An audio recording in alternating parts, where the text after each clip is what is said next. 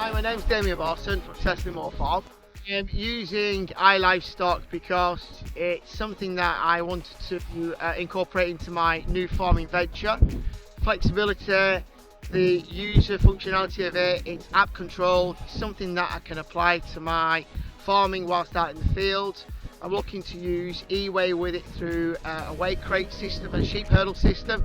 The portability, the flexibility is something that I need whilst I'm out and about, and I like to be accountable for my lambing and get the records for next year and what's happened this year, and overall it's something that you can have in your pocket.